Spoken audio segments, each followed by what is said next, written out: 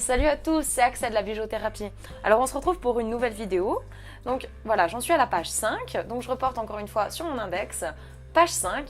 Et cette vidéo, c'est un tuto pour faire une poche soufflée. Les pochettes soufflées, c'est ce qu'on retrouve à la fin des beaux carnets qu'on trouve dans le commerce en papeterie. Et c'est là où on range par exemple les stickers, les chèques à déposer, les cartes de visite qu'on nous a données au fur et à mesure. Moi j'y range pas mal de timbres par exemple, parce que j'envoie pas mal de courriers. Voilà. Moi, en tout cas, avec la bijouthérapie, je vais m'en servir pour quelque chose de bien précis, mais ça vous le verrez dans une prochaine vidéo, donc je ne m'éternise pas sur cette idée-là pour l'instant. Voilà ce que ça donne une fois terminé, donc c'est assez propre je trouve comme résultat, donc c'est relativement grand, vous pouvez y mettre pas mal de choses, et quand c'est fermé, on ne la voit pas. Voilà, alors quel est le matériel qu'il nous faut? Alors déjà, il nous faut une petite feuille, encore une fois c'est ces feuilles de scrapbooking, alors là l'épaisseur ne compte pas. Ensuite il va nous falloir une souris colle ou n'importe quelle colle, moi je disais souris colle parce que je les trouve relativement efficaces, je trouve que ça tient bien, ça coûte pas si cher et c'est pratique à utiliser. Une règle en fer, donc je le répète, parce qu'on va se servir d'un cutter et donc pour ça les règles en fer c'est ce qu'il y a de mieux. Alors déjà, on dispose notre feuille, et on va essayer de mesurer la taille qu'on va lui donner à cette poche, sachant qu'il faudra un peu de rame pour faire le fond de la poche. Voilà, donc je vais tracer sur cette ligne-là. Donc j'ai de la chance, ce papier-là a tout ce qu'il faut en guise de repère pour ne pas que j'ai besoin de tracer. Mais si jamais ce n'est pas votre cas, tracez bien les lignes pour faire quelque chose de propre.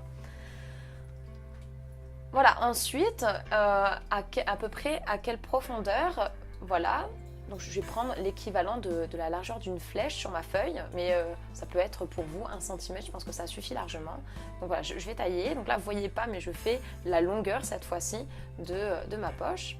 Je vais plier le long de cette légère coupure que j'ai fait pour me rendre compte de la taille que fera la poche. Donc là j'aime beaucoup parce que ça prend quasiment toute la page, ça me permet d'y ranger pas mal de trucs.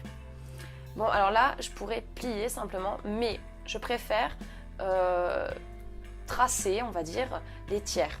Et juste tracer comme ça, vous voyez, ça suffit pas pour faire un pli propre, donc du coup je vais vraiment tracer cette ligne avec ma règle.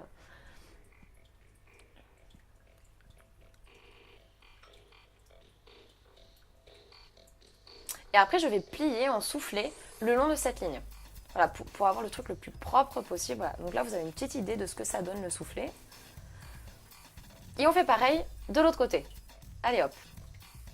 Le tiers, les lignes et le pli.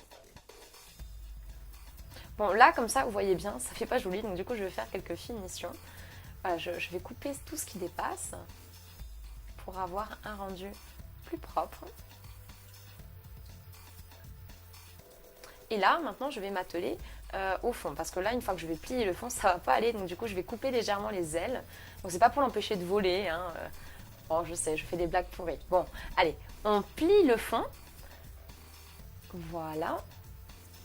Et après, on va pouvoir passer au collage. Mais avant ça, j'aimerais que vous voyiez que la façon dont ça a été fait, même si jamais on s'est pas mal appliqué, il y a des choses qui dépassent.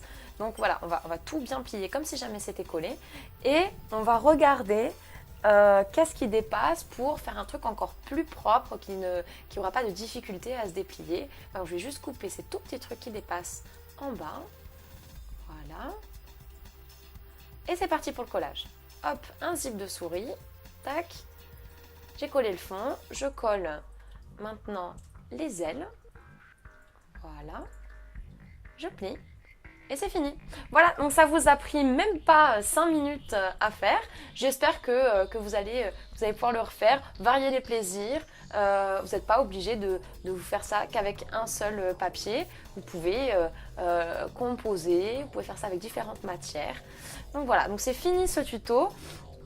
J'en profite pour vous dire que bientôt il y aura une campagne de crowdfunding. Peut-être que si jamais vous regardez cette vidéo un peu tard, elle est peut-être déjà sortie, cette campagne de crowdfunding. Je mettrai le lien dans toutes les descriptions de toutes les vidéos. Ça serait pour soutenir le projet de manière à faire reconnaître la bugeothérapie et surtout appliquer un code de déontologie bien précis et proposer des ateliers gratuitement et bénévolement. À bientôt!